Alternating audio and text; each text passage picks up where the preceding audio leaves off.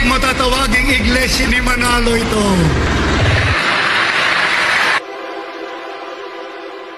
Sino ipinalit ng Diyos nang tumalikod ang Israel?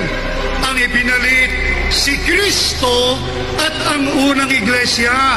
Galatia 6:16, ang iglesia, Israel ng Diyos. Natalikod ba? Natalikod yung unang iglesia. Kaya lumitaw ang Iglesia Katolika. Pero sapagkat patakaran ng Diyos na siya'y magtayo ng kanyang sariling organisasyon, sabi ng Diyos, kung natalikod mo ng unang iglesia, sabi ni Kristo, meron pa akong ibang mga tupa. Hindi kay kapatid ng Manalo, kay Kristo. Kaya ano pangalan ng iglesia na tinayo? Noong 1914, Iglesia ni Kristo. Sino ang kinasangkapan? Si kapatid na Felix Manalo. Sabi niya, imposible yan. Si Kristo nasa langit na noong 1914. Ito yan.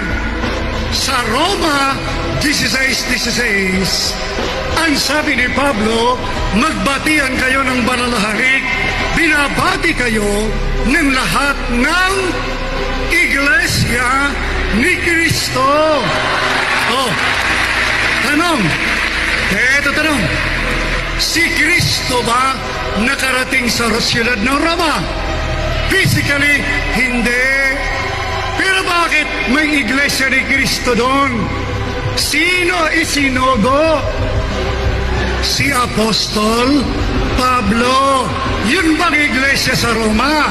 Tinawag iglesia ni Pablo?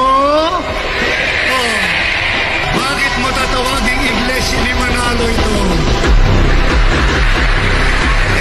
Sabi ni Kristo, please no shouting, sabi ni Kristo, they are my sheep, pero they are not of this flock. Hindi sila kabilang sa iglesia noon. Kaya nga, in the future.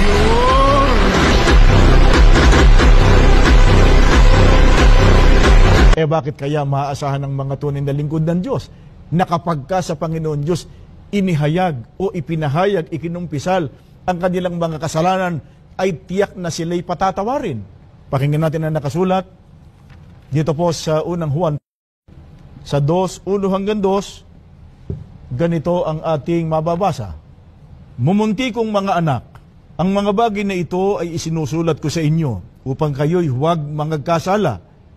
At kung ang sino man ay magkasala ay may tagapamagitan tayo sa Ama, si Jesucristo ang matuwid, at siya ang pangpalubag loob sa ating mga kasalanan, at hindi lamang sa ating mga kasalanan, kundi ng sa buong sanlibutan din naman. Mga kaibigan, maaasahan ng mga tunay na lingkod ng Diyos kapag ka ipinahayag nila sa Panginoon Diyos ang kanilang mga kasalanan at totohanang iniwan ng kanilang mga pagkakasala, ay maaasahan nilang patatawarin sila ng Panginoon Diyos. Ano po dahilan? Sapagkat ang sabi ng mga apostol, may tagapamagitan tayo, ang ating Panginoon Jesucristo. Mga kaibigan, tandaan natin, siya, ang ating Panginoon Jesucristo, ang pangpalubag loob sa ating mga kasalanan. Naglulubag ang loob ng ating Panginoon Diyos pagka tayo ay ipinamamagitan ng ating Panginoon Jesucristo.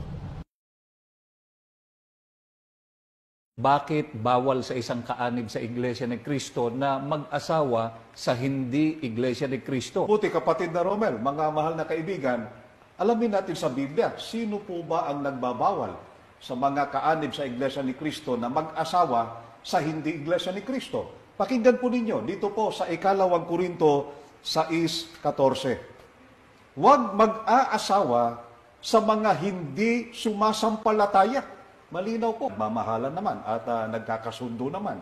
Ngunit, hindi po ba ang mas mahalaga ay kung ano po ang pamantayan ng Panginoong Diyos? Ang panuntunan po ng Panginoong Diyos ay hindi dapat magsama bilang mag-asawa ang hindi magkatulad ng pananampalataya. Ganito po ang mababasa natin sa 2 Korinto 6:14-15. Huwag kayong makipamatok ng kabilan sa mga di nagsisisampalataya. Sapagkat anong pakikisama mayroon ang katwiran at kalikuan? O anong pakikisama mayroon ang kaliwanagan sa kadiliman? At anong pakikipagkasundo mayroon si Kristo kay Belial? O anong bahagi mayroon ang sumasampalataya sa di sumasampalataya?